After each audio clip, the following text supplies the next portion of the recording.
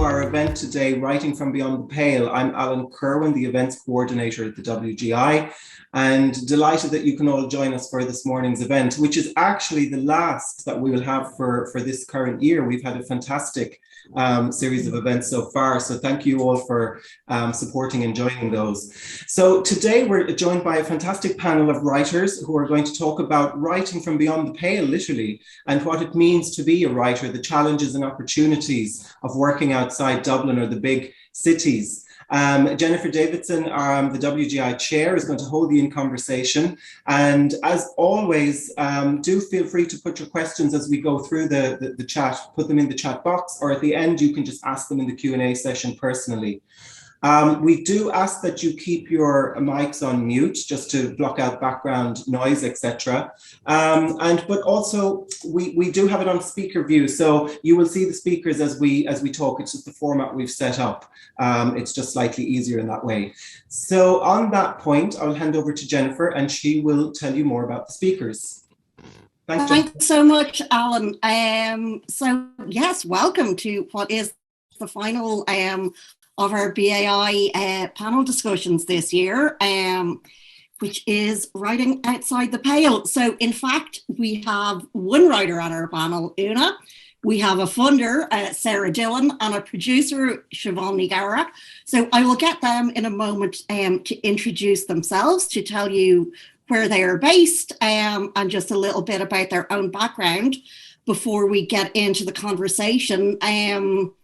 This is one that is quite close to my own heart. We kind of plan these about 12 months in advance. And being from the west of Ireland, I felt that it was really important that we did something that was, not so Dublin centric and focused. One of the upsides of the pandemic has been moving a lot of our events online, which I think is actually really helpful, that, we're not expecting everyone to come up to Dublin all the time. But as you can possibly see behind me, I am actually in the process of moving from Dublin back to Mayo. So you'll forgive me if this does turn into a little bit of self-help for Jennifer today, and I get a bit personally invested in the questions, but do please ask your own questions as we're talking. Pop them in the chat box. If they're relevant, I'll incorporate them into our conversation. And if not, we'll leave about 3/4 of an hour at the end for a proper Q&A where you can ask anything that you want. So that all said, huge welcome to our panel. And actually, sorry, I should say, of course, we're sponsored by the BAI doing these events. So a massive thank you to them. But yes, welcome to our panel. As I say, I'll let them introduce themselves, just so you get a bit of sort of background and you know who's talking before we get into the conversation. Sarah, I might start with you. Okay. I got slightly worried there when you introduced us all as writers, because I am certainly not a brilliant writer. I'm certainly not brave enough to do anything like that. But yeah, thank you so much for the invite. It's great to connect with the WGI, yourself, Jennifer, and Alan and Hugh, and to be part of this conversation, because I think it's a really important and kind of a timely conversation as well. My name is Sarah Dillon. For those of you who may not know me, I'm the development manager of the RAP Fund, which is a regional fund for the west of Ireland. And we try to incentivise more production activity across the 7 counties from Donegal to Clare. And we also try to support local Indigenous talent in their work. Prior to joining the RAP Fund, I spent nearly 12 years, believe it or not, within Screen Ireland, which was at that point called the Irish Film Board, where I worked amongst the production and development team. And again, engaged a lot with new and emerging talent, worked on the script development side of things, and did a lot of contracting and legal work for the team while I was there as well. So that's a little bit about my background. Thanks, Sarah. Oonagh? Hi folks, my name is Oonagh Kearney. I'm a writer and a director. I'm based in Cork City, and I've been, I suppose, my route into writing and directing was through shorts. So I made several shorts over the years with the support of Screen Ireland and the Arts Council, with TG Cahir and BritDoc and the Wellcome Trust in the UK. I lived in London for a while. And I'm currently working on a few features, both as a writer and a director. I'm attached to some projects in television as well. And yeah, some of those are based in Cork. So maybe I'll get the chance to talk about that. And yeah, just thanks a million for having me, Jennifer, and looking forward to the chat. Beyond the pale, I feel if we're going to conform to Cork stereotypes here, I should really be saying what? Cork people we don't frame it that way. It's like Cork and beyond. Yeah. Well, anyway, I'll embarrass myself no further. Thanks, Oonagh. Siobhán? Thanks, Jennifer. I'm Siobhán Ghadhra, and I own my own production company called Donu Media. We're based in beautiful Spittal in County Galway. Have worked for far too many years in this industry across live action and animation. Currently exec producer on Russ the Room for TG Cahir. We have a development slate of about 12, 13 projects at the moment, feature film, live action, TV drama. The majority of which are actually focused for an international market more so than a domestic market. And we just got word last week that the BAI have supported us on a teen drama series that we'll be shooting next summer for TG Cahir, assuming COVID allows us to do so. And I think that's it. So thank you very much. I'm looking forward to the chat.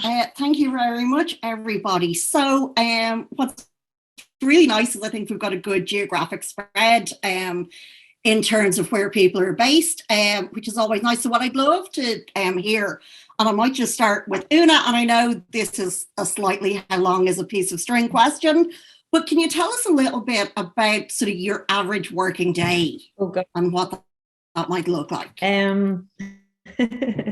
mean, I know this is a really popular question for writers, I mean, the honest answer is it varies a lot. Over the summer, I was working as second unit director on a quite a big TV series. So it was being part of something kind of with a huge volume of energy and that sense of making the day. At the end of the day, you're up very early, and that's kind of high octane. It's like for actors, I suppose, like when you're performing or when you're in your last week of tech. But I suppose the everyday as a writer is I do tend to try and get up early, go for a run, and then hit the desk and try as much as I can to do the admin and the emailing in the afternoon. But it doesn't always work out like that. And then there are the days when you want to procrastinate, so you end up writing later on in the day. But I've come to the conclusion that my writing brain is best in the morning, and just after you've kind of slept, hopefully for 7 or 8 hours, that's when you come at it freshest. Yeah, lots of coffee. And I suppose since we're talking about kind of writing beyond the pale, I really value having other writers in my kind of WhatsApp and community of friends, and sometimes sharing a problem, even just saying if you're stuck on something and talking to someone about that can be really useful. So I don't know if any of the people here have that, but that's something that I would really encourage people to cultivate on, because when you're kind of on hitting a deadline, sometimes it happened to me last week. I was hitting a deadline, and a fellow screenwriter that I'm working with on a project gave me some notes, and it just really helped in that like last push to the finish. So yeah, brilliant. We might actually just kind of stick with that theme of networking and kind of having your community around you for a second, because I think that is really relevant, particularly when we're talking about working outside of Dublin, because I think there is still kind of a notion that everything is based in Dublin and that's where everything happens. And if you're not in Dublin, you're not part of that. Siobhán, running a production company based in the West, do you find that's true, or do you think there is? How do you find that kind of community and network of colleagues in the West? Well, I mean, I think, if I may say so, that's probably a Dublin view of the West. I think in the West we feel we're in the centre of our own little gravity. There's quite a strong production hub in the West. There's a number of production companies nearby, probably because TG Cahir set up here whenever 25 years ago. But like we would have a team of people working with us on Russ the Room, and we shoot for 6 months of the year. But there's at least 3 other projects shooting in the West at the moment.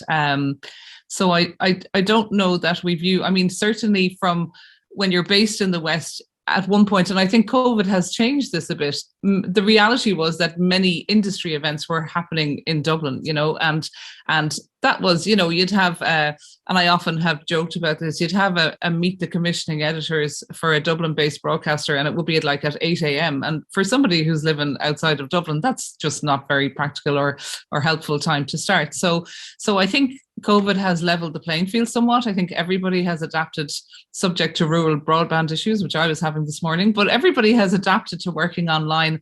And I think that has been a game changer for us. We don't specify. I mean, we have a particular interest in developing talent in the West as a company. That's both amongst production crew and also creative talent. Having said that, we've never limited ourselves. We work with writers all over the world, actually, and we, not just in Dublin, but Dublin and beyond, and, you know, across Europe and in the US even. So it doesn't limit. Our view is not, I suppose, that narrow of the world. We're happy to work with creative talent. It's about the story and the person with whom we're working, I suppose. And I think, if anything, there's always this perception that our company, for example, two main perceptions: we only want to see ideas that are based in the West, which is not true. We will shoot wherever the project needs to be shot if we like the project. And the second one, because of my weird Irish name, is that I only work in Irish, which is also not true. But people always go, oh my God, you know, you do all that stuff for TG Ceathair. And I'm like, yeah, we do lots of other stuff as well, but people just assume that because you shoot stuff for TG Ceathair or because you're an Irish speaker that you're not interested in English content, which is obviously not the case. Yeah, I think that's really important to hear. And yes, you're absolutely right. It's such a Dublin notion that everything revolves around Dublin. And it's, you know, it's just good to remind yourselves that there is a whole world outside the pale. Sarah, you've worked in Dublin and now you're based in Galway.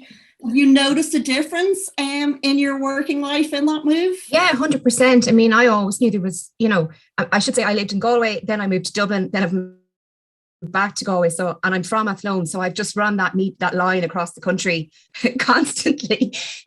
So like, I mean, you know, 3 years, I think, as Siobhán has said, I think COVID has changed people's perception of things. And actually, what's really exciting to me is what is being done kind of at a local level, I think, as well. You know, I look at the film office in Donegal, I look at Film Mayo, I look at what's happening down in film in Limerick.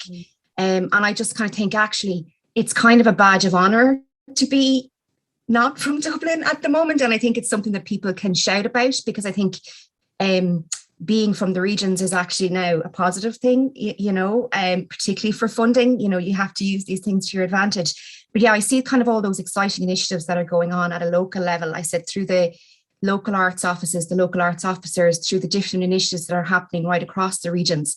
And I think, yeah, that kind of sense of isolation maybe isn't there as much anymore, and people can choose where they want to live and for the lifestyle that they want to live, as opposed to where they feel that they need to be. Like, it's no coincidence to me, like, that, you know, you have the likes of Liz Nugent, who lives in Gort, and, you know, even Sally Rooney. I know she's in New York at the moment, but she's originally from Mayo, and she goes back to those roots all the time in her storytelling.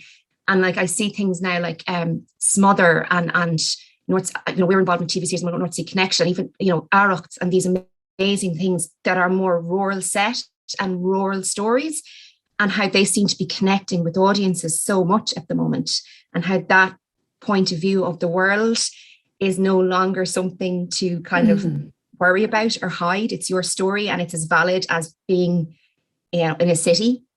So I think that's been really positive to me, that swing back maybe to, shall we say, to being the more rural set, or that point of view of the we were always seen as the outsider. I think it was always that kind of, you know, city, non-city divide, but I think it's kind of cool now, and I think it's something to value and something to continue to support, because that's where the eclectic voices are coming from. That's where the difference is coming from. And I think when I'm looking for stuff that's less generic, it feels like it's coming from people who are either from the regions originally or are currently back and based in the regions. You know, there's just a wildness to their storytelling sometimes that I love and I appreciate. And there's a much, I think there's a heightened sense of place sometimes when you're reading stories from people that are not based in the cities sometimes. So and I think that's, you know, that's not just in Ireland. I think, you know, when you read stuff from people who are in London versus, you know, the Midlands, you know, you can feel that kind of gritty English type of storytelling as well. So I think, you know, it's something to be valued and and it's something that is thriving at the moment, I hope. And I think, and again, I think some of that is because of some of the grassroots work that is being done by the likes of, I said, the Galway Film Centre. I look at what's happening in Wexford with Screen Wexford and all these things that are bubbling up and bubbling through. Film Offaly being another, Offaly have been doing it for years and supporting local storytellers. So yeah, that's really exciting. I think I've gone around in a circle there. Sorry, Jennifer. Not at all. That was really helpful, Sarah. So Oonagh, just to come back to you, and obviously there is a really thriving filmmaking community in Cork. There has been for a long time. But how do you, I mean, the cliche is that writers are isolated anyway, even without a pandemic. How do you find it as a writer? Is it quite easy to build that network of colleagues and peers? Are they geographically close to you, or does that actually not really matter anymore? Well, I mean, just firstly to pick up on what Siobhán and Sarah said, like it's so true and it's so inspiring actually. And, you know, the work of the Rap Fund, seeing the voices that are coming through, because I absolutely believe that too. I believe in place, and I believe in the authentic writer writing to a place. And whether that's Sally Rooney, you know, telling a story of migration, you know, which is a universal story of coming from the countryside and going to the city and going to college. One of the great things I think that came out of a story like that and finding its audience was, I suppose, returning the eye to these stories about being from somewhere, as opposed to obviously high concept television is also very current with things like Squid Game. So I guess that I really believe in authenticity of place and supporting writers to write to that. You know, you wake up in the morning, you look outside, you hear the birds singing, you're aware of the animals that live in your locale, you're aware of the turn in the river, you're listening to the lilt of voices, and all of these things kind of inform writers who are kind of walking antennae, who have this incredible sensitivity to where they are. And I suppose it then takes something like the Rap Fund or Galway Film Centre or Wexford Film Centre, all of these incredible hubs driven by incredibly visionary, dedicated people to bring these voices to the screen. And I suppose coming around to Cork, there is a slight dearth, sadly, in Cork. We don't actually have a film centre anymore, and we don't have Film in Cork, which was an initiative by the two councils to try and build the filmmaking community. Nonetheless, we still have incredible talent. You're absolutely right, Jennifer, and great work is being made. Only this summer, ITV made Holding down in West Cork. We had Sparrow, Michael Canairans in new feature. Pat Collins is constantly working. Carmel Winters. There's too many to mention, but I am aware that because Cork isn't part of the kind of regional uplift anymore, that it is a little bit harder maybe for writers. So the ones who are kind of on their way, I don't think are going to suffer, but I do wonder where the next kind of graduate coming out of UCC and St. John's and can turn to. And I think it is a little bit tougher for them, because it is those meetings you have when you're young and you're new and you're starting out, and going to festivals is good as well, because there's two fantastic festivals in Cork. There's Indie Cork and there's Cork Film Festival. But listen, I suppose I just think it's important to say that, and it's not, there's no easy solutions to this. I'm just massively jealous of the Rap Fund and in total admiration for it, because you can really see it coming through now, and you can really see the results. And I think Aird is a perfect example of that. So I think it's important that Cork stays part of this conversation. On a micro level, I think personally, I went to London, I went to film school there, and I also did a master's in Dublin. So I suppose I've met a lot of people over the years. And I think it always behoves the writer anyway to kind of be self-motivated, to seek out the work you like. And as Siobhán said, if you're drawn to the work of someone working up in Mayo or in Galway and you're from Limerick, there's nothing stopping you writing a letter and turning up and saying, I think what you do is amazing, and I would jump at the chance of you reading my script someday, or you know what I mean? So I think as freelance writers, we have to put in the work and then build our own communities, and online we can do that. But in terms of realization, I think that's slightly different. The realization of the work, I mean. Yeah, no, I think that's completely fair. And absolutely, there are specific issues, I think, for Cork where they just haven't been as resourced maybe as other regions, but hopefully that will change. So we've chatted a lot about the positives of being outside of Dublin. But what's the downside, or is there no downside anymore? Obviously, broadband can be a big issue. But yeah, I guess let's just be quite honest about this and frank and go, what are the harder things about not being based in Dublin? Siobhán? Yeah, I mean, broadband is actually, I know I kind of joked about at the beginning, but it is literally in the house in which I live, and I'm blessed I live where my mother grew up, and that's important to me. But I literally have not great broadband, and I'm fighting forever with paying for fiber optic, and my mobile sits on my desk all day long, and people say, I was trying to ring you, I couldn't get through. So they are real issues in certain parts of rural Ireland. But I think overall, I don't think from a writing perspective, I can't see that there's any huge negative. I mean, sometimes you have to attend meetings, and whilst I said earlier, I think COVID has been a game changer, I think there's a huge amount to be said for meeting people in the flesh, face to face as well. It's never quite the same experience. And even in a Rustaroon context where we have a story room system, we moved to Zoom because we had to, but it's never quite the same as a team of writers sitting in a room bouncing ideas off each other. So I think that is one thing, and there's a certain amount of travel, but it's not the end of the world. It's the general, way in which productions run. And from a production perspective, it's definitely more challenging to shoot in the regions. Now, there's been a few, unfortunately, Cork wasn't part of it, but the regional uplift in Section 481 has helped that to some degree, and the RAP is also of benefit to productions within the RAP area. But from a cost perspective and from a crew-based perspective, where the reality is in a lot of parts of the country, you still have to bring in people to shoot your project with you in certain areas.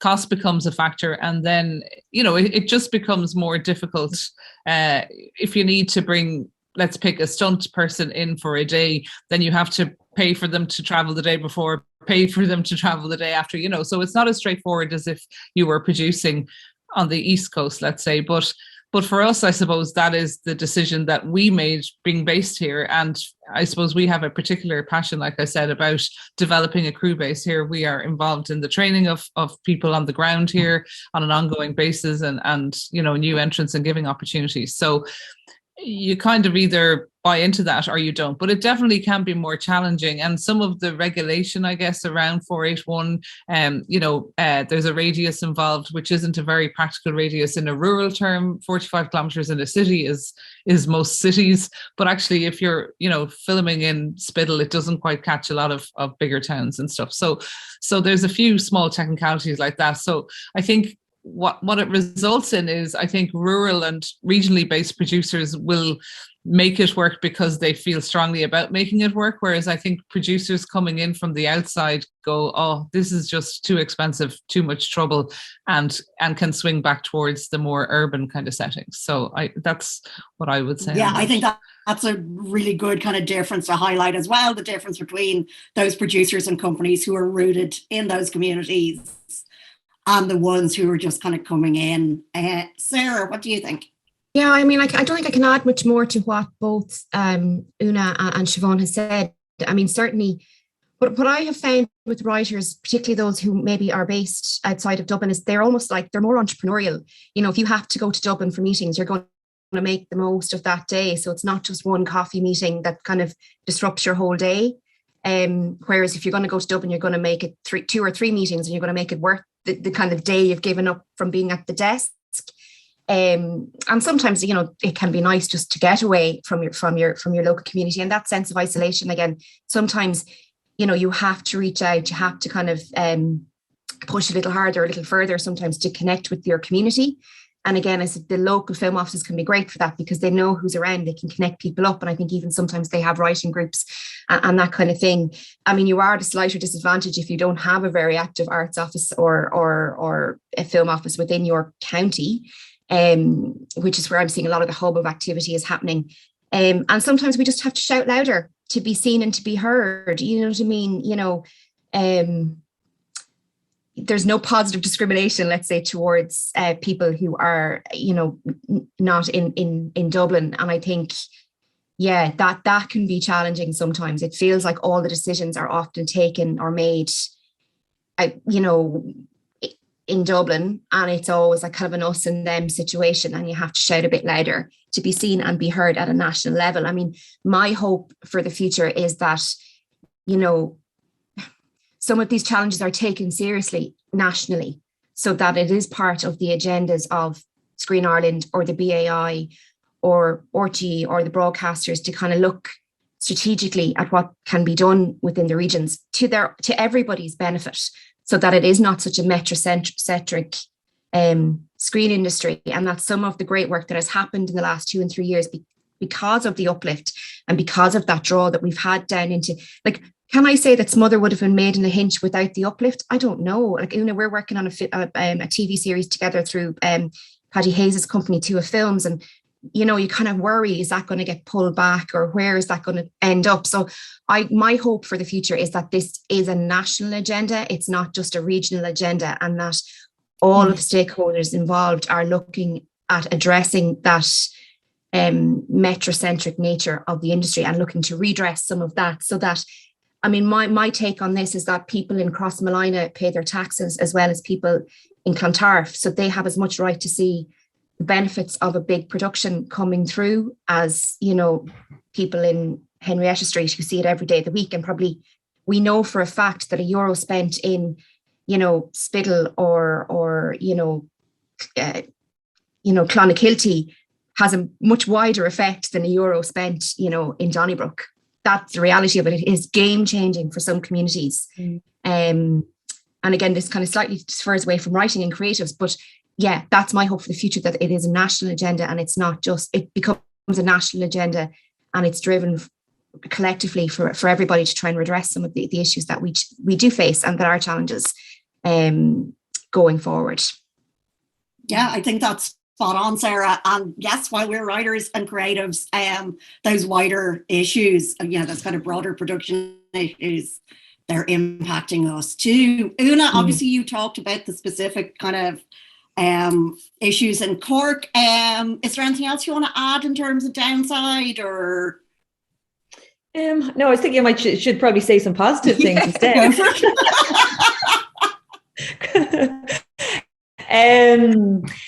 I mean, you know, I suppose, like, and I mean this because the call is out and it's good to plug it because it's an amazing opportunity, but the new Storyland is out with RTE, which is looking, I think, for as many as 8 scripts. And I don't know how many will probably half of that will get developed and produced.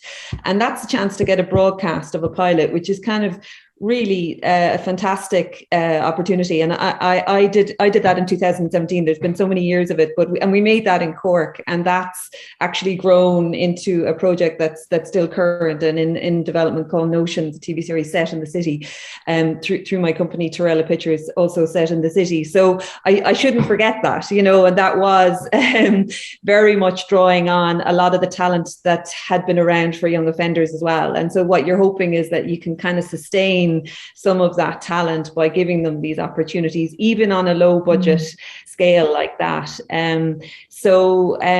mean, you know, it's not all doom and gloom, but I absolutely think Sarah, you know, said it so brilliantly there, that this is a national question, because culture is national, and this is about culture. It's about who gets to tell stories, where and when. And, you know, of course, many of our great creatives live in Dublin and come from around the Ireland, but there are those who choose to live, and a lot of writers do live in rural areas. A lot of novelists do, for that very reason, that you can have that peace of quiet and focus, and sort of just really tapping into that talent and sort of really taking it seriously, as Sarah said, is something that I think we all welcome. And it's sort of, it's you know, Dublin is just such a, I mean, it's an amazing city, but it's become so expensive, and the M50 is very, very busy. And I feel for people in Dublin, many creatives. I'm working with a fantastic writer based there at the moment, and you know, I think it's for younger people to sustain a living there. So there's all sorts of reasons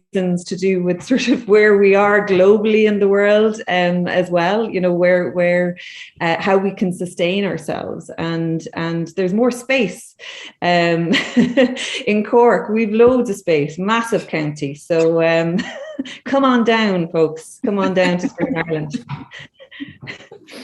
I think the council need to hire you out to do a bit of PR. But actually, I just wanted to pick up there because you mentioned your own production company, and I'm just curious, as a writer and a director, what motivated you to set up your own company? Yeah, that's a great question. I think it was when I came back from London in 2015, it had always kind of existed in a sense of as a co-producer. So when I made shorts, you know, with fantastic producers, Roisin Geraghty, Lotte Filipovic, Rachel Lysett, really they were the producers with their companies, but they were very happy for Torella to be a co-producing entity. And it was when I came back to Cork, and probably because there wasn't, I mean, Peter Foote was there, but there wasn't a go-to company to say, hey, I'm back.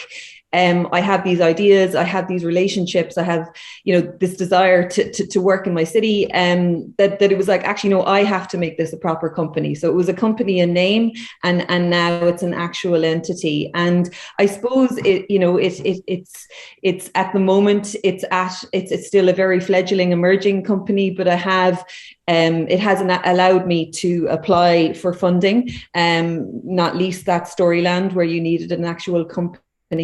And so in some ways it's a different model. It's bringing in producers to co-produce with me on a slate of projects. And I suppose long term, for it to sustain itself, I will need to partner up with someone with greater business acumen and a producing head. And I would love for that to happen, you know. But again, I suppose it just speaks to the sort of, I suppose, the fact that in Cork that, I mean, this is sort of a kind of a deeper conversation about the models of production that emerge, but they often do emerge from relationships, you know. And I mean, obviously there's people like Ed and Lenny, where you genuinely had an incredible creative and a producer. But there are other models, and you'll see that often it is partners, you know, people in relationship. And I know quite a few people starting their companies that way. That's not always friends model. So I think it's kind of maybe an interesting conversation to have, particularly when, and maybe this is just also interesting for this panel, when writers are, and you know, hugely thanks to the work you're doing, Jennifer, in the Guild, are being taken really seriously as a source of talent within the global market. Like the talent, you are the talent as writers. And when it comes to streamers, and when it comes to people wanting to meet people, they want to meet the writer now, and television is having this moment. So I suppose empowering the writer is something that is very much of the moment. And so writers having their own companies is not unusual now, you know, and enabling them to go out and have conversations such that their ideas could take off, as opposed to having to play the waiting game of sending your work to a production company and hearing back. Now, both models are viable, but I suppose that I think that's kind of an interesting thing, and that is sort of, I mean, maybe you can speak to that in terms of how writers are positioning themselves within that kind of global market. And I suppose two things I did this summer: I went to the Cannes Writers Club, which is a TV festival, in September, and I went to the Series Mania festival, where I pitched. And the thing that I kind of learned from these experiences, that people really are interested in meeting writers speaking from a place that they know, and it doesn't have to be known. So if you're an Irish writer, as we're all saying the same thing, but they're not saying, oh, you're from Dublin and you're going to tell us a story from Dublin. They actually want to know you're from Ballywherever, and you've got this incredible insight and this incredible passion to tell this story to that place. They're interested in that. Of course, it's really hard. There's loads of doors that you still need to get through, but there is that change, and the local is what ears are pricking up to, I think. So. Brilliant. Thank you for that, Oonagh. So kind of quite neatly following on. So I wonder if you could talk to us a bit about the RAP Fund, about what funding opportunities you guys have at the moment, and what you might have going forward. How can the RAP Fund help and benefit writers? Yeah, so I mean, we're very heavily production orientated because our role is very much to incentivize more activity in the region and draw as many projects in, but support as many projects locally as we can as well. So those that are driven by local producers, writers and directors, for example, we will positively discriminate where we can towards productions that are led by local producers. And again, we would look to try and get buy-in from as many local talent as we can. Like for us, the idea, like Dahi Keane coming on to direct Smother, who's from Galway, from Spittle as well, and he directed all 6 episodes of Smother and will go on to do, that's a huge, big thing for us. They also had another local writer in Ursula Rani Sarma, who I'm hoping is going to stay in the West, having returned from London during COVID. So yeah, we can hopefully create opportunities for writers on projects that we support through production, simply by saying you must have X amount of local talent. So producers are very aware of that and very open to that. And listen, producers will follow money. That's their job. So, if they think they can get a few more pound out of you or euros out of you, they will obviously look for opportunities where they can and then look to work with local talent. So I think, like Oonagh, your story is very important, and actually people understanding, where you've come from and what I love to understand where a writer has come from in a way. Like, when Mark O'Halloran talks about growing up in Ennis with, 8 brothers and sisters and all that stuff, like that immediately hooks me in no matter what story he's telling, because I know that's the place it comes from. So sorry, I've digressed slightly. So that's our main objective with the RAP Fund is production right now. But I said what we try to do with them for local, particularly writers, directors, actors and crew, is make sure that there is significant places available to them on these productions when they come in. I said we do positively discriminate towards local producers, and we are now trying to leverage. I get inquiries every day from international producers who are looking to team up with an Irish producer, and obviously I'm pushing them towards the local companies straight away. So it's been part of that conversation. At a kind of at a writer level as well, we did have development funding. We're still trying to work out what's going to happen with that in the new phase of RAP. So I should say the first 3 years of RAP were a pilot initiative that kind of concluded kind of towards the end of last year. So we have been extended for a new initiative, and we're just trying to figure out what that now looks like. We are open for production investment, but we're trying to figure out what we're looking for in terms of development. Ideally, I would like to try and bring another source of financing to the table, because our financing at the moment is quite commercially orientated because of our stakeholders. So I'm trying to look for other softer money opportunities to kind of fill that development pot where the commercial question is not always the first question we ask when we're looking at projects. We're actually looking at them for other reasons as well. So, if I'm successful in that endeavour, I hope to have a bigger pot available for development sometime next year, hopefully. But again, it's all a bit in train at the moment, should I say. But when we do development, it will be very much directed towards local companies and local talent. And we've, in the past, we've developed 26 projects with, I think about 21 local companies. Many of them are working with local writers and directors. Not always, because again, some projects, there may not be the right writer, or they've been developed for other reasons. But generally, a large portion of them are locally driven. And then the other thing that we can do, which is often a help for people, is just, I'm always available to talent just to talk and shoot the breeze. I said I worked in Screen Ireland for quite a time, so I kind of understand the systems.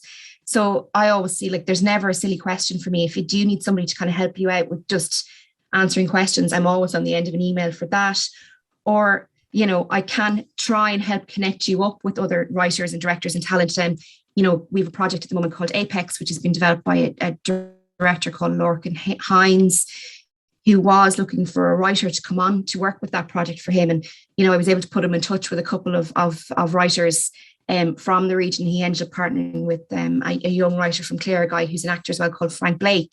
So, we can kind of create some of those connections for people as well. And then on a very practical level, I know Screen Skills Ireland often need a letter of reference for people when you're applying for courses. Happy to give you that letter. You know what I mean? So simple things like that as well that we can do to support local talent and make sure that they're moving forward. we're also involved in a lot of kind of locally driven initiatives. So, I would work very closely with the Galway Film Centre on the Feast TV Summit. As part of that, we will have, we'll be bringing back a pitching session where you can where you can get kind of one-to-one mentoring sessions with John York and business mentoring next year. We're involved in the writing mentorship as well, which is where we select a number of writers from the region who get 10 hours one-to-one time with this professional script editor to work on their project, but also their craft. And then I help to connect them out with the wider industry. So we do lots of work kind of, I suppose, that is not necessarily the investment side of things, but at the kind of development side of things as well, and continuous personal development and upskilling as well. So yeah, there's always, I'm always open to kind of having conversations. I mean, I loved having a cup of tea with people, but obviously I haven't been able to do that for a long time, but always open to phone calls and chats and just getting to know people and kind of pushing them if they need contacts or directions or what they should be applying for, be it Storyland or the next short scheme that's coming up, that kind of thing as well. Brilliant. Thank you, Sarah. And Siobhán, obviously you've, long been involved in championing local talent and developing writers through your production work. But sort of outside of your own company, are there initiatives, are there things in the West that writers should be aware of and keeping an eye out for? I think a lot of the stuff that Sarah has alluded to there, I mean, there's opportunities there on the development side, hopefully through RAP 2. Obviously, that, like Sarah said, to be worked out at the moment. Feast TV Summit can actually be very, very interesting for writers because the speakers tend to be high-level international, and in the last few years have focused on the creatives. So it is a very worthwhile event. Outside of that, I know one of the new talent academies, the TV Drama Talent Academy, will be run through Galway Film Centre, and that's due to come on stream early next year as well, as far as I know. So there could be training opportunities and networking opportunities there, and upskilling for writers, I'd imagine, once announced, from what I'm aware of. So I think there's definitely opportunities there. TG Ceathair have a few specific initiatives like Cine Ceathair, from which Oonagh and Fosca have come through. I don't believe there's a round announced at the moment, but there will be one at some point in 2023, which is like a low budget feature film initiative funded through Section 481 BAI, Screen Ireland and TG Ceathair. So that's a really interesting place. It's for Irish language scripts, but it's a really interesting place for people to get an opportunity. It's hard to fund independent film extremely hard in the current market. So to be involved in an initiative where the funding is somewhat ring fenced is, obviously it's still a competitive process, but it's a good place to get a first feature through. And I think both RTÉ and TG Ceathair currently are looking at, have development rounds on for drama series. So it's definitely worth keeping an eye, as to where those opportunities. And I do think there has been a bit more from a Screen Ireland perspective. I do feel that the regions are getting more of a look in. I think there's still a piece of work to go, but I think it's definitely something that is on the radar more now than it would have been 3 or 4 years ago. From my perspective anyway, there certainly seems to be more emphasis on regional development, regional talent, and maybe a bit of change of vision there, which I think would be a great thing. Absolutely. And I think having heard a little bit of what is planned with the Talent Development Academy, I think there's going to be some really exciting things coming out of that and some great resources for writers. So definitely everyone keep an eye out for news on that when it gets announced. Can I just pick up on one or two things that were said earlier? Sorry, I was going to say just around the idea of stories that are set rurally. Like, I think that's really interesting. And historically, I think in Ireland, a lot of our Indigenous TV content has been urban. If you think of Love Hate, or if you think of the TV series that have kind of been talked about, Water Cooler, a lot of them have been set in Dublin.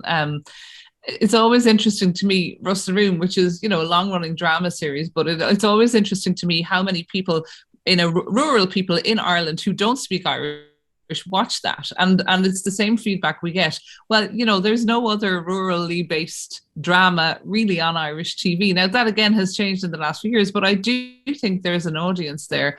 And internationally, as long as your story is strong enough, I think streamers coming online, I think, we're all got used to watching content in different languages, set in different places. So we're not as narrow-minded, if you like, as we were. And I would have been 10 years ago, if somebody suggested me going to see a subtitled movie, I'd be the first and going, oh God, I don't really want to be reading. I was the queen of that. But now I'm watching all these series in different languages from different parts of the world. So I really think the barriers there have dropped somewhat, and that people internationally are more open-minded in the content that they're willing to view.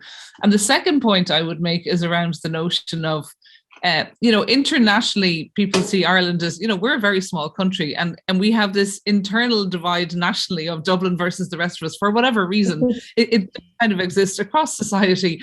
But I always find internationally, people are really intrigued. They're like, where are you? And I always say, oh, well, we're in Galway, which is kind of Dublin is New York, and we're LA. That's how I kind of describe it to Americans usually. That's the line, but they find it really charming. And then it can turn into, oh right, and if they Google map it, they're like, you're literally sitting by the sea in a little kind of sleepy village. I'm like, yeah, that's where we are, and I do think it kind of piques interest, and I think it's something we all should kind of sell more. I remember years ago speaking at an event at the Irish Embassy in New York during a conference, and speaking to somebody fairly high level, and he was like, Irish people don't capitalize on their Irishness, full stop. He was like, there are, senior Irish Americans in really important roles in broadcasting in this country, and he's like, look at the names, even historically Irish immigrants whose families have done well, and he's like, Irish people really need to capitalize on their Irishness internationally, because we tend to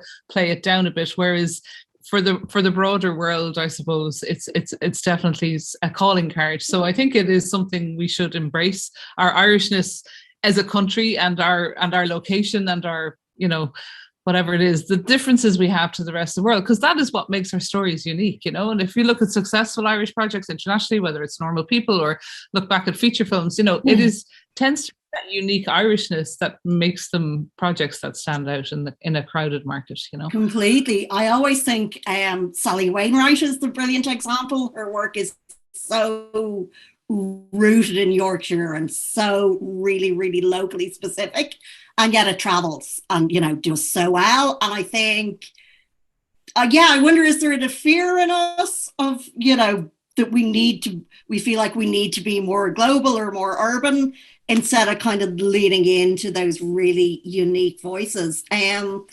Oonagh, you and I have both been on a couple of courses together. We did the sadly no longer existing sources.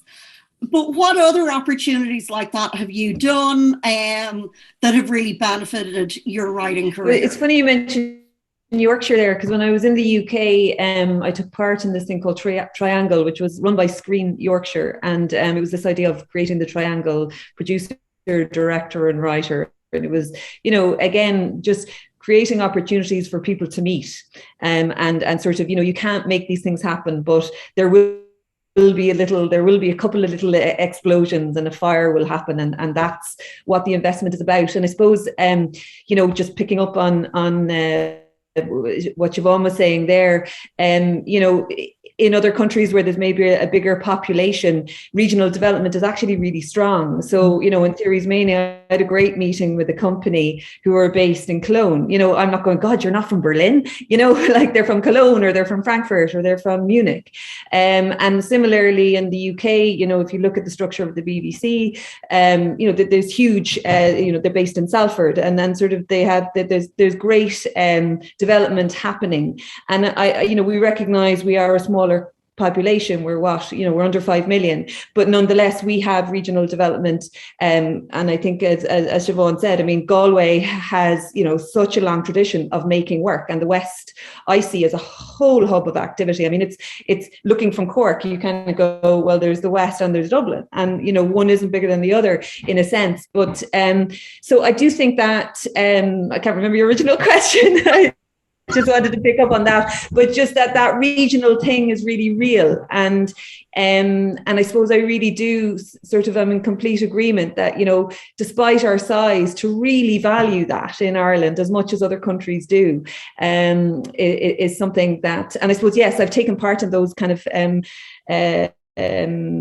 scheme. So, you know, the UCG campus most recently this summer in Lille for 10 days was with writers from all over Europe and the world, and they're not all necessarily coming from capital cities either. And what was so fascinating was just hearing what other writers just like us are, what stories they're telling. You know, and same, I mean, Jennifer, you did Sources too, which is a European feature film development scheme, and you're sort of paired up in groups, and you get an insight into the stories that are moving your peers in other countries, and it's very insightful, isn't it? My first introduction to television writing, I suppose, training was actually in southern Italy, in Puglia, in 2014. And again, that region got funding from the Italian government to bring in, it was extraordinary, about 16 writers from all over the world. The trainers were people like Jim Hart, producers, and Nicole York, Dawn Preswick, who produced the American version of The Killing. And they even got Chris Vogel in to work with us for 2 weeks. And we were just sort of immersed. And you know, what I love about investments like that is the kind of the outcome from investment like that might be 10 years later, Oonagh doing her TV series in Cork, for example, as opposed to in Italy. But that investment was part of that story. And, you know, it's really visionary stuff, particularly the invitation to go to these places. So there are, you know, the Writers Guild is a great place for writers to begin. You know, Jennifer and the team are very aware of all of the European and international opportunities, and don't be afraid to apply. You know, if you don't put your hat in the ring, you don't have a chance. And, you know, prepare yourself for lots of rejection, but keep working on the script, learn from the rejection, keep working on the script, learn from it. And you know, if it's there and you've got a story, it will push through. If you dedicate yourself to the act of learning, because it is a craft, and we've talked about the importance of being from somewhere and being inspired, but the writing takes time, and it's one craft that gets better over time. So, you know, the more we age, the better we become. And so that's kind of, I really do believe that. Yeah. No, I think you're spot on, and I think doing those courses and those kind of international workshops and stuff, which, while getting to travel for those things was brilliant, also getting to do them online can make it so much easier. But seeing how your projects are received internationally, particularly when you're writing something incredibly local, is really eye-opening, and, you know, can be a really positive experience to get that broader, more international feedback. So my next question is, to each of you, what advice would you give? And I laugh saying this because I've already told you all I'm moving, but I'm not looking for personal advice. But what advice would you give writers who are considering returning to, you know, where they're from outside of Dublin, or moving somewhere outside of Dublin that they perhaps don't have a connection to? Is there any sort of brilliant bit of advice that you would give them? Sarah, I might start with you. Yeah, I mean, I think you're probably moving back for very specific reasons. It's obviously a lifestyle choice. It may be for personal reasons. I know I had to move home just because of my circumstances with my family. So, you know, there's a reason probably why you're doing it anyway. So I think believe in that and know you're doing it for the right thing, and that it's not going to, you know, you can turn it into an opportunity rather than a negative, I think, sometimes as well. But I would say definitely connect with, you know, your local arts officer or film office if there's one around you. Like, I know in the RAP region, obviously we have Donegal Film Office, Sligo, Leitrim, Roscommon have a new setup now that was originally called SLR, but they're now calling it Creative. God, I've forgot the name, it's gone straight in my head, but Brian Kelly is across that. You've Mayo, Galway Film Centre, and all the different parts of Mayo. And then Siobhán is down in Clare, is amazing as well. So try and connect in with whatever, you know, the local arts officer group and they'll be able to point you in the direction of other creatives within the area. You'll be surprised, actually, I think, when you start to unpick who might be there. Again, make sure you're aware of the local funding opportunities, be they bursaries, be they like the RAP fund. I would say also look to, just because you're in the regions doesn't mean you can't work with a producer in Dublin, but also it means that you should look to work with producers who are in the regions as well, because you'll have a natural kind of connection with each other.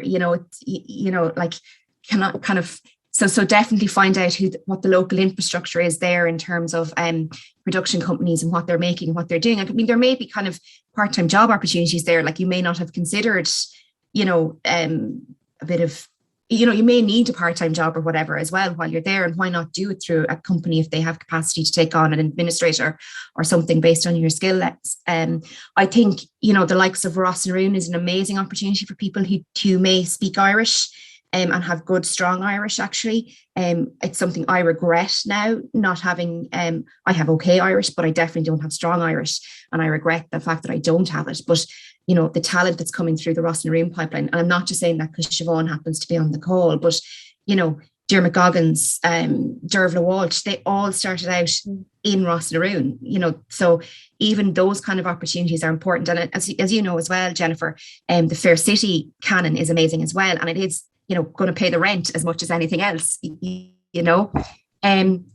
yeah, I think try and connect up, but also it will, I think, create opportunities for you within your storytelling, because I think you're going to connect back with your roots maybe, or stuff that happened to you as, when you were younger or as a teenager, and it kind of can inspire stories. So just go there and enjoy it and make the most of it. I think, from somebody who has done it as well, connecting back into the local community and enjoying all the opportunities that are there for you on a lifestyle basis as much as anything else, I think is very, very important. So you don't start to regret that decision, where you're kind of doing the yoga class or whatever it is. I don't mean to say naff, but, that can sometimes be hard, I think. But for me, that was very important for mindset as much as anything else, Brilliant. Sarah, or sorry, Siobhán. Yeah, I mean, Sarah probably stole all my answers there. But I think it's, I wouldn't see, writers, unfortunately, is a very isolated role, and most writers sit in a room on their own, so if you were saying you're moving to the region and you're trying to find a job that pays a certain pay level, that's more difficult. If you're looking, I hate to harp on about broadband, make sure you find an area that you like. I think most people I know who have made that move, and I know a good number, have never regretted it. And there is a certain pace of life, and, excuse me, like I don't have a commute even when I'm working full time in the office. Now I'm very lucky, but I'm literally 2 miles from the office. My kids walk across the road to school. It's a different lifestyle living in the country, but I've never known any other lifestyle. So I'm, blessed in my view, and like I have to go to Dublin tomorrow for meetings, and like that, as Sarah said earlier, I've a whole load of meetings planned. I'm sick at the thoughts of getting the train and the taxis and the traffic and it's not something I particularly relish, but I do think a lot of that work can be done online now. I think, I think there's opportunities there. I think I would reiterate that fact, like just because you're in the regions, like we work with a lot of Dublin-based writers, for example. In fact, I'd say the majority of our Irish writers we're working with are not based in the region at the moment. So it's about the story and the idea and building connections. It's a relationship built industry. I always find you have to have a rapport, get on with people. It kind of doesn't matter where they are. And if you can make it work for you, to be based in the regions, I think most people I know anyway, the majority see it as a positive impact on their life. Like another one, and I don't know if this is a practical thing, like there's been a rollout of all these kind of remote working hubs in the regions at the moment. Oonagh as Gaeltachta would be responsible in the Gaeltachts, but they have these GTech offices, hot desk spaces. And I know a really good friend of mine who's a writer who's based in LA now. Since he moved there, he's from Galway.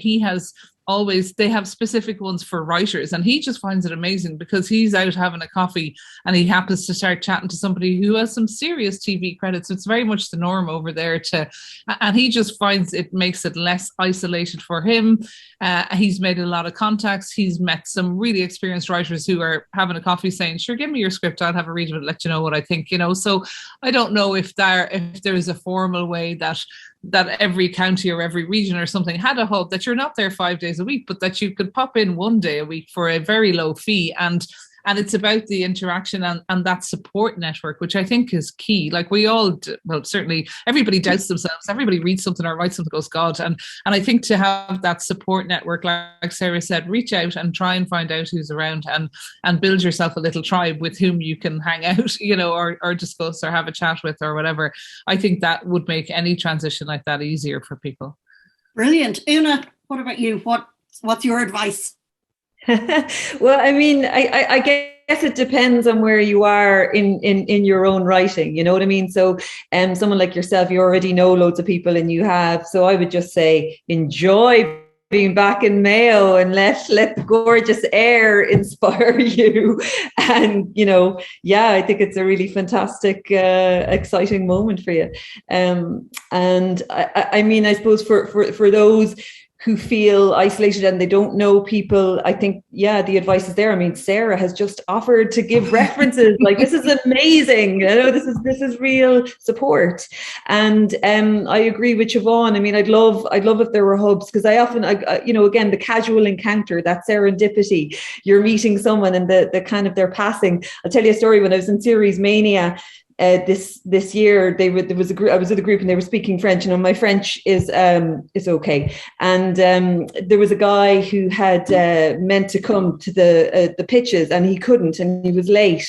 And he met someone, and the guy said, "Oh, well, what was your story?" And he pitched it to him there and then. And I literally witnessed in a cab, because it was the woman who was running the whole thing, saying, "And you're contracting." And I was like, holy God, it really does happen like that sometimes. So the person had missed the pitch, but then pitched it to him on a corridor. And the guy said, "I love this." So, I think hubs are great for that, and they allow the more experienced person to meet the new graduate. And all of that is so healthy.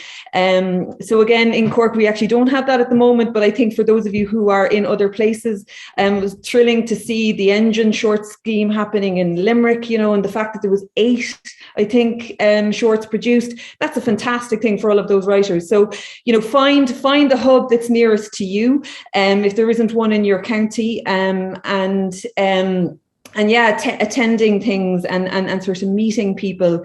There is a lot of warmth when you meet people, and there is a lot of willingness to kind of help people along. In tandem with that, I think, I suppose it's not maybe so specific to moving from the urban back to the rural, but is to be resilient as well. It takes time. And, I could give any number of case studies with my own work where, it was really down to, okay, I'm going to take that on board and keep going and keep going and keep going. And that's sometimes how you get work. So there's loads of support, but you will also get no's. And sort of you have to say, that's a no for now. That could be a yes in the future. Yeah, I think that's really good to remember. And that resilience piece, it tends to come up in every panel discussion that we have. But I think it's really, really important to remember as writers, you will get those no's, but it's just in the moment, and we always have to keep going. We're going to open up to Q&A now. So anyone in the audience, if you have a question, if you want to type it into the chat box. But while people are doing that, Sarah, Oonagh, Siobhán, is there anything else you want to share? Is there anything you feel we didn't cover? Anything you want to expand on? Nope. No, I don't think so. Okay, that's no problem. We'll just wait and see. I'm sure there are some burning questions. Don't be shy. People listening in, do feel free to ask us, because I've got loads out of this. I'm sure you guys will have too.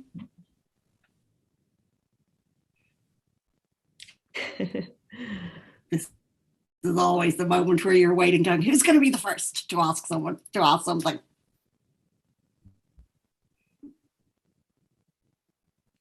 Stunned into silence.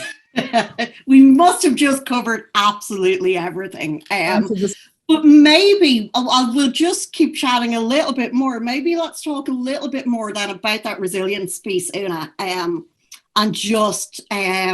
it's not specific to being outside of Dublin, of course, but just as a writer, what's your advice about resilience and keeping going?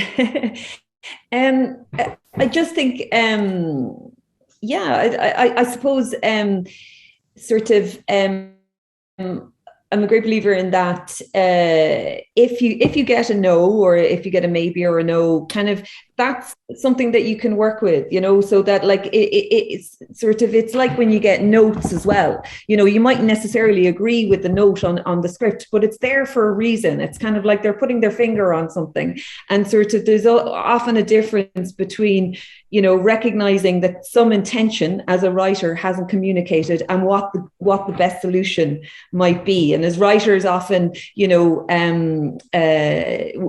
can kind of go, yeah, there is something not right there. I'm not sure that solution being pitched is the right one, but give me, and I'm working with writers at the moment, and I love their ability to go, yeah, leave that with me now. I'll have a think. And then they'll come back and they'll have come at it at a completely different way, idiosyncratic to them. So I suppose, in the same way, on a more global scale, as writers going forward, sometimes you can be unlucky. Sometimes people's idea gets rejected because there was one just like it. That's just a reality. And broadcasters have slates too. But if you can find a way to make a connection, if there's something in that rejection that is sort of saying, well, we liked this, that's a start, and seek feedback from people you trust. And I would say keep working at it, and like whether it's a funding body or whether it's a production company, the feedback is the thing that you can take forward and keep working on. And sometimes projects get left aside and you're working on something new, and you can get a whoosh of energy with that new thing. And that might be the thing that will get made. But that doesn't mean all the work you did on this thing over here is irrelevant. It may or may not see the light of the day, but it's the thing that allowed you to learn and to become better at what you do. And there is also, I love these stories of people who say, as writers, I thought that, I worked for 4 years on this project and I thought it was going to get made. And actually they get to make it 15 years later. I think I haven't watched Passing yet, Rebecca Hall's feature with Ruth Nagin in it, but I've heard it's absolutely beautiful. And apparently she was trying to make that for a very long time, something like 10 years. So it is a long game that we're playing, and you have to mind yourself as a writer through that, and sort of have other things that you can pick up. So maybe one piece of advice I give is to have more than one horse in the race, to be working on a few different projects and to have that adaptability and flexibility as well. Help me out here, folks. What else? Yeah, no, I agree, because I think sometimes it can just be, I always refer to it as the bottom drawer. Yeah. Because, like as someone who has read a lot of applications and is in the unfortunate position of having to give the no's a lot, often it's not that the project is bad, or it's a definitive no. It's just that it didn't stand out from the crowd. It can be a numbers game, sadly, sometimes, unfortunately. It just didn't stand out from the crowd. And you may only be able to fund 3 or 4 projects out of the 25 that comes in that round. So, that's not to say that your project just wasn't right at that moment or that time. Or, as you say, you can have another project that feels quite similar. Or you can just creatively, the person that's on that's we're fortunate enough in Ireland as well that there's a lot of decision makers, and we tend to rotate around a bit. So it's not the same person who's assessing your project every single time. So you're not meeting that same block, that they just haven't connected with it. But for me, again, as somebody who reads a lot of applications, for me, understanding the impetus behind the project is nearly as important as the project. So where did this come from for you as a writer? Why is it that you want to tell this story now? And I think actually development can take a long time, you know what I mean? And that can just be because there's lots of deadlines, and producers, as Siobhán said, she can have 15 projects on her slate at the one time, and not every single one is going to get, X amount of time in her week. It's just the way things ebb and flow. So like the average period for development is 5 years, but I would say it's much longer than that for you as a writer as well.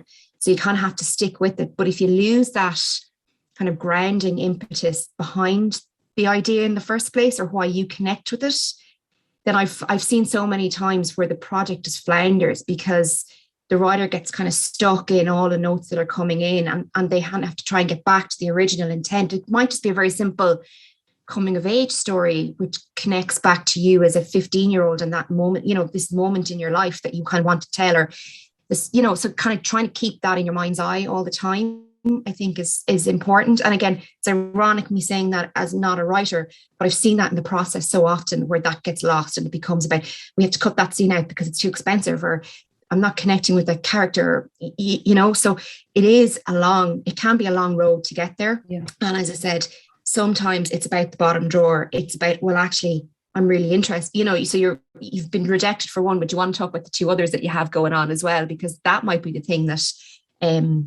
people see as the right fit at that time. You know what I mean? So I think, as Oonagh said, it's about having 3 or 4 things on the bubble, maybe all the time at different stages, and kind of constantly moving forward in that way, because sadly, as I said, my strike rate is about 1 in 5 for development, but I know for the likes of Screen Ireland, it's kind of 1 in 25, where, that's just the numbers game, sadly, I think it's interesting, just even the example, I read an interview last year with the producer of Queen's Gambit, which was a Netflix show about chess that I absolutely loved, but I love chess as well.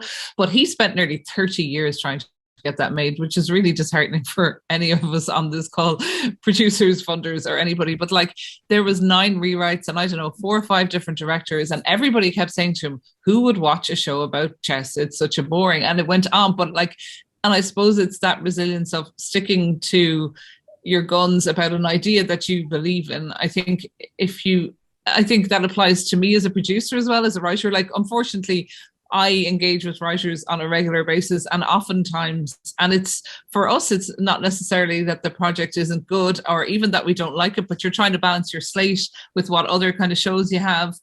You have a few pet projects that you really strongly believe in, and you need to kind of focus. And you also don't want to take on something, and this is a big one for me. I don't want to take on a project that I don't have the adequate time to give to get it to where it needs to be, because that's just awful for all concerned, really, So I hate conflict as a person anyway. So I hate sending out the nose to people, and I try and do it quickly and politely and try and give constructive feedback if I can. And I think that resilience piece is an industry-wide thing. You can be years trying to get something made, trying to get something written, trying to get something funded. But I do think you have to strongly believe in yourself and your project, and be willing to kind of put in that long haul. It's a rare thing that projects get picked up really, really quickly. I think the majority of projects you see, they really are the exception. There's an awful lot of blood, sweat and tears behind it that has gone into it. Absolutely. Now, we do have some questions coming in. So the first one is from Catherine Marr. And she's addressing this to Oonagh, but I think Sarah and Siobhán, you may have something to say to this as well. Oonagh, do you think writers setting up as their own producers strengthens our position when it comes to getting our work commissioned? Oh, God. Getting the work commissioned. In what context? Like film or television, or kind of in general? I don't think the commissioners, and we have commissioners here, but I don't think they'll say, oh, she has a company or not as a deciding factor. I think they'll look at the work. But I suppose it's about how you feel empowered within a context. And I suppose to put it, so I'm working, I have a couple of projects on the Torella slate, which I would love. They're both set in Cork, one in County and one in the city, which I would love to develop. And I would love to develop that with producers. And that's very known to the scale of them. So in that sense, looking at co-production, I'm also working with companies who are quite big, and I'm working with them as a writer or a writer director or as a director. And so I'm comfortable being in these different contexts, because it's sort of, well, I'm working with the producer who has this fantastic company. They're believing in my talent, bringing me into this project. We're going to work together, but this project originated in their company. If I want to start something myself, the company I have empowers me to do that. And because I'm from Cork, actually the couple of projects, potentially a third, are kind of related to where I'm from. So I don't know if that gives any context. I mean, the wider discussion about the empowerment of the writer, I suppose, is kind of I mean, it's usually after a writer has had some success, but I do know of writers who have had, say, like a success, and then they formed their own companies, and it's sort of it's to do with other things like, you know, rights and that. But I think also as an industry, in general, we're looking at all of these things. Like there was a great decision by the Screen Composers Guild the other day, where, you know, composers are being brought into the conversation of their creative work, that the dividends for that work gets paid to them down the line. So I think everyone's really interested in being part of an industry that's fair to all the talents involved. And I'd include producers and producers of big companies in that. It's not that they're trying to shaft you at all. It's just, it depends on what the project is. Yeah, I suppose that's sort of my own experience. I don't know if Siobhán or Sarah, because, you know, Siobhán, you've built up a company and you're a producer, but whether you see it as off-putting if a writer has their own little company, or whether it makes no difference to you, which I hope is the case. A difference, I suppose. It depends on the contract you have and what the roles are and who the funders are. I mean, it's probably cleaner as a producer if you can take the rights, but if a writer came to me with a great idea and said, I want to co-produce it as well, or I want and I think that is changing a lot. I think writers are getting more assertive and possibly, and rightly so, about their role within, we started the conversation by saying, it's about writing talent, it's about meeting the writers. I'm working with a writer who's done a lot of bigger international stuff at the moment, and he has actually been a joy to work with, but he was like, here's my terms and conditions, this is what I work for. Now he's in a strong position to do that, but I thought it was interesting because it saved the whole, what will we offer, negotiating back and forth, lawyers' fees, everything. And he and I had an interesting conversation around that. And he was saying in some Scandinavian countries, there are just standard agreements there for everyone. The contract is even a standard contract, and away you go. But he had very particular, I suppose, terms around, I am the writer, like the director can't come in and rewrite my script. It is my script and it is my work, and a very particular view of the world. And I thought it was interesting. Now, somebody of his experience, I guess, can do that. It's not as easy as somebody starting out.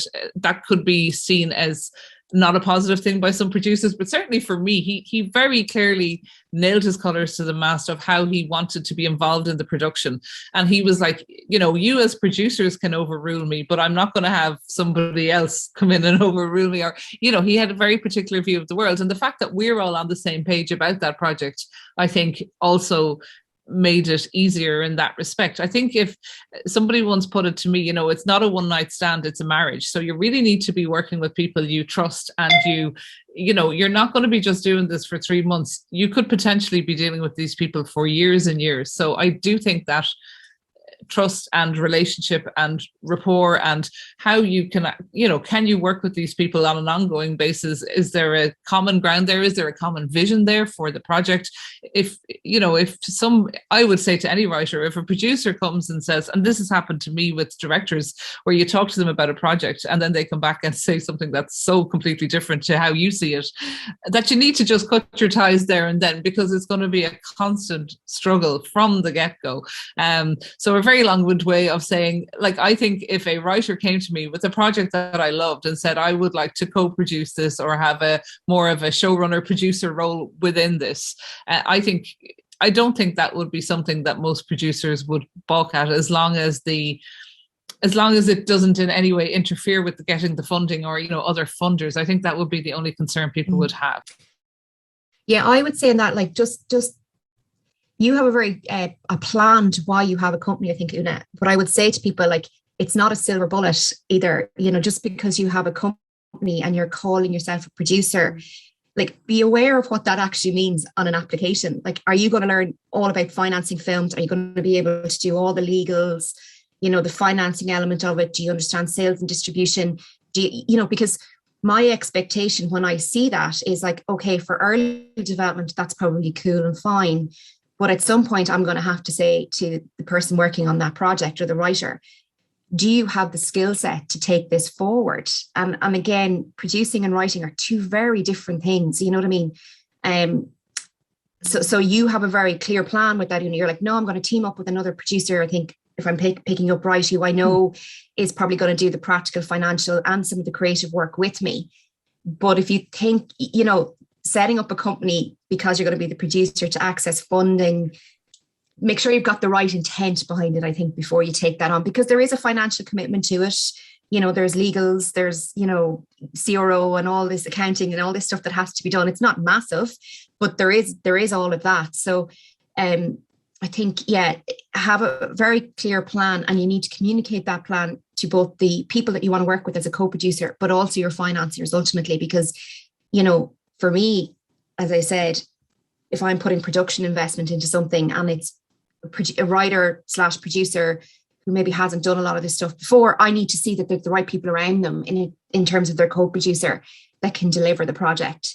So just think about some of that stuff as well. I mean, it can be a great thing for shorts as well, if you want to kind of get a few shorts off the ground, and which is a great calling card for people. I think I saw a question about getting some directing experience as well, but be very clear in the method behind doing that, I think, for lots of reasons. One, because of the financial commitment that you have to make to it, but also how that is perceived on the outside. And if you're just doing it because you're getting a lot of no's, and you think if you go in, that's not the right reason to do it either, you know. Thank you. Catherine, and feel free to unmute yourself if you want to. Did that answer your question? Yeah, no, I think, you know, I see when Jennifer was doing, so I've got a question, I sort of went, oh, quickly, I better, loathing empty space, like this is a dinner party or something. I went, oh, quickly, I didn't entirely, you know, and of course you can't finesse a question at high speed. So yeah, no, I actually, and I have had success with the TV series, but I also, I'm working anyway, look, I'm deputy chair of the Guild with Jennifer, and I suppose close to my heart is this thing of writers. So Sarah, I completely know that stuff you're saying. Absolutely. It's not like, oh, here's my, you know, Catherine Productions. Oh, suddenly I'm in. No, I'm aware of that. I think what I really didn't say in the question is, I guess it's more about writers becoming executive producers, which is kind of more what Siobhán was thinking, which was that feeling of having a little more power, a little more, not just thanks to the script, that's gift, you can just stand aside now and the grown-ups will take it from there. So it's just really more, slightly more finessed, which is no interest in doing the whole every single piece of the production work, but it's more of just bringing up the writer to have maybe creative producer / executive producer input. That was it. But yeah, the question, but no, the question was well answered as well. Yeah, I would have no intention of setting myself up as a production company, because but it was more just to And thank you for asking your question, Catherine, being the first one to jump there. And actually Maura's question kind of leads quite nicely on, which is on the writer producer point. Are there any courses or mentoring that can be done to facilitate writers who want to become producers? That model is more common in the USA, for instance. It is also becoming increasingly more common in the UK. What I will say, and there's not much we can say about it at the moment, Catherine, but I will just say watch this space. We're hoping to be able to announce something along those lines in the new year. But Sarah, Siobhán, Oonagh, any courses or mentoring you guys are aware of, even if it's not based in Ireland, along those lines? That question is kind of interesting, because I think it harks back to what Sarah was saying. You know, somebody wants to be a writer and a producer. Do you really want to be a producer? Because producers do so many things, and really I think that the writer who wants to be a producer maybe hasn't decided which they are. Now, there are people who do both well, but I think that they are quite different, and empowering yourself as a writer in the way that Catherine was describing, becoming an exec and negotiating once you're empowered to do that because you have a volume of work and you're bringing something to the project, is sort of one conversation, as opposed to maybe someone starting out and going, am I a writer? Am I a producer? And am I a director? And I know people who are producers now are very successful, who some of them thought they might be a director, but then they became producers and became brilliant producers. So it's sort of, I think I really do, a question, I suppose, maybe just that ability to do the writing and the producing. And I would say explore it, try and produce a short and write a short and figure out, what is your strength. Because if it's about the empowerment and sort of your idea and the protection of your idea on some level, I mean, agents are another great way to help you with that. And also the Guild, a few years ago, I remember calling up the Guild, got a call back the next day, and David, who was there then, looked at the contract. I was like, this is incredible, incredible supportive at the right time when I'm kind of new to this process. So I suppose I'm kind of questioning the question a little bit. Maybe we can ask the person what she's wanting to do. Yeah, Maura, do you want to unmute yourself there?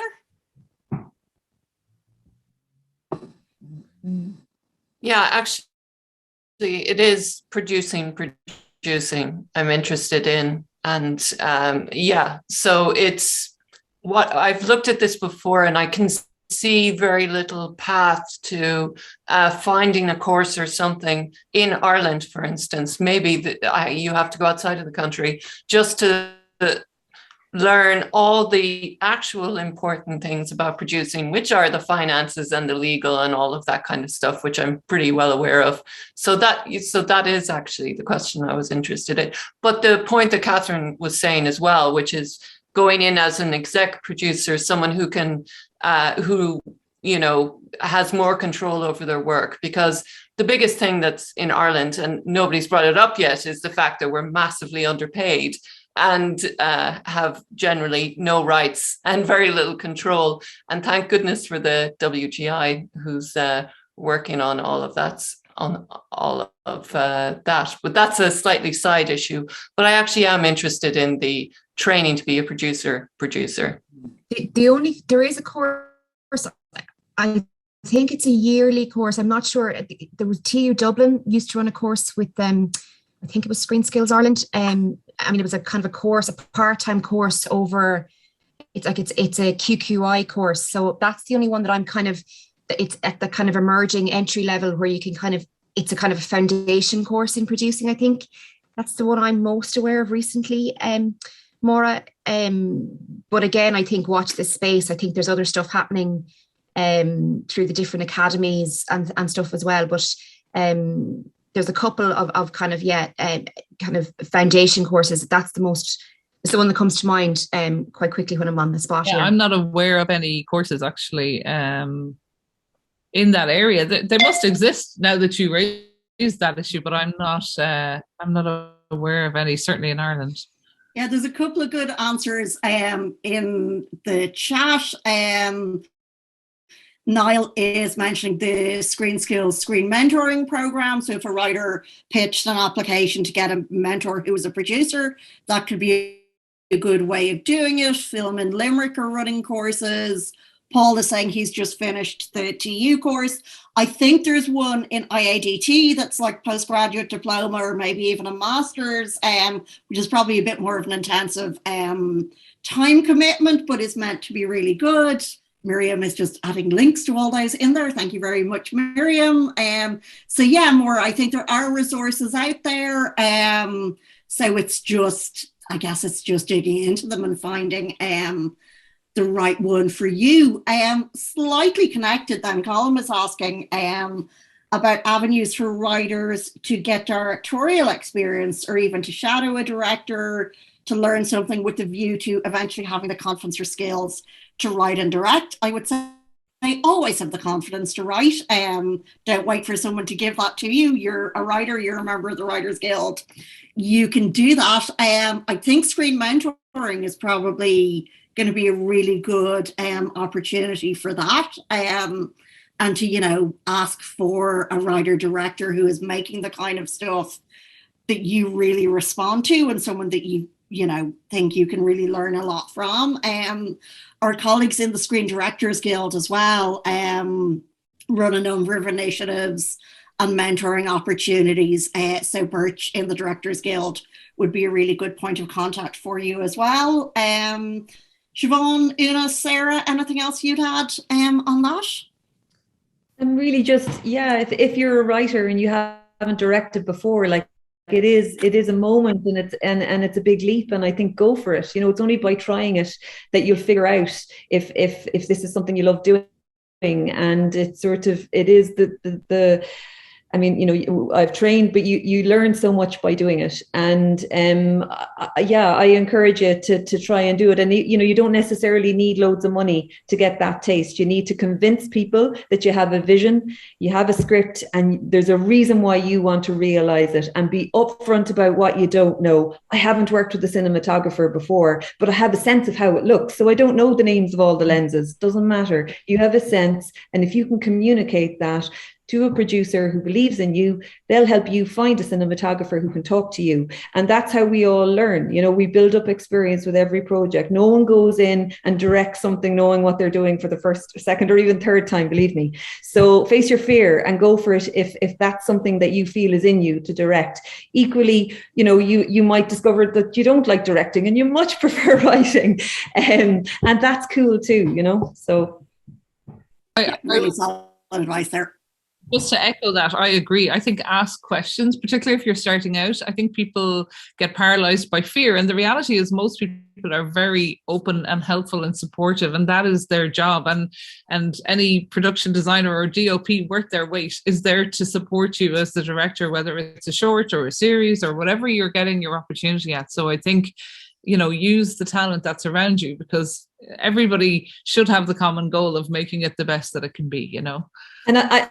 And just to add to that, it depends on what the objective is. Like if you've got a cracker of a script and you know it's a cracker because you've been working on it for years and you finally got the funding for it, do you want to then, you know, direct that as well with being completely fresh as a director? Or do you want to find a director who you believe in, and then you've got a fantastic calling card because that director is bringing something to it? And I'm not trying to knock yourself there, but it's what's the objective? Is the objective to learn? And I might get a lot of things wrong, because believe us, that's how we all get where we are, making mistakes and making several shorts. Or, you know, have you honed this script, and now you want it out in the world sharp, and you're going to ring up Diarmuid Goggin? Why not? He might say yes. You're going to ring up Dermot Walsh. You never know. So, or you know, but your peers. So think about what the objective is and what track you're on, and hopefully that will guide you in making the right decision. Great advice there, Oonagh. Thank you.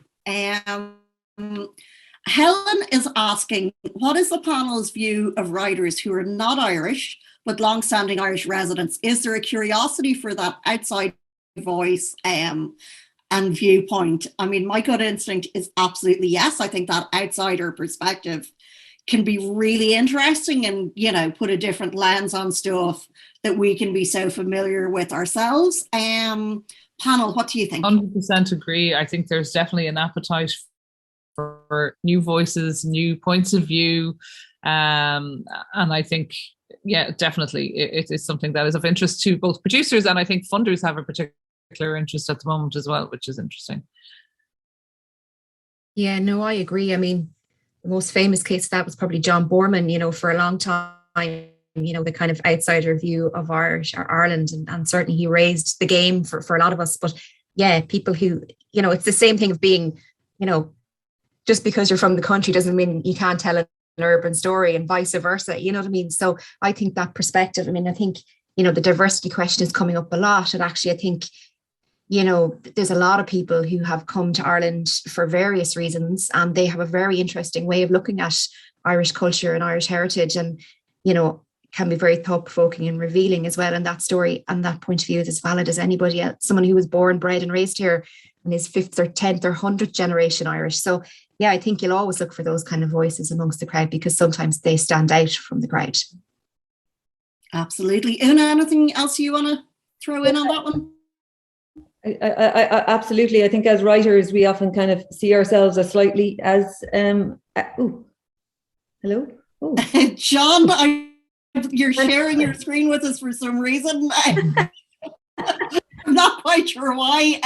Alan, you might be able to put us back to normal view. But Oonagh, keep talking. Well, I was just going to say the gorgeous view. Where is that? And this is why we need to tell more stories beside lakes and rivers. The outsider perspective, I think, is kind of what often the writer feels. Whether we live in a city or whether we live in the countryside, there's something about being part of the group and being outside it, observing it while you're inside it, and sort of finding inspiration in those in-between spaces. So value the outsider within you, and then obviously as and Sarah said, in concrete ways, Ireland is a lot more diverse now, and their ears are pricked up to hearing from people whose voices you mightn't feel have been heard before. But sort of treasure the outsider within you, no matter what demographic you fit.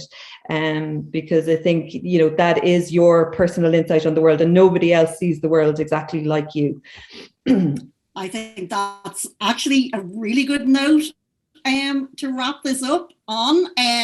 Though I will ask Sarah, Oonagh and Siobhán if there's anything else they want to add in before we say our goodbyes. Thank you so much for such a brilliant discussion, such a great conversation. Alan, thank you so much, as always, for hosting this. Huge thanks to the BAI for their funding support. As I say, this is the last of our BAI funded sessions this year, but we will have many more coming along next year. Thank you to everybody in the audience for your great questions and for listening in. I'm off to keep packing, but I hope the rest of you have a lovely Wednesday, and we will chat to you all soon. Take care.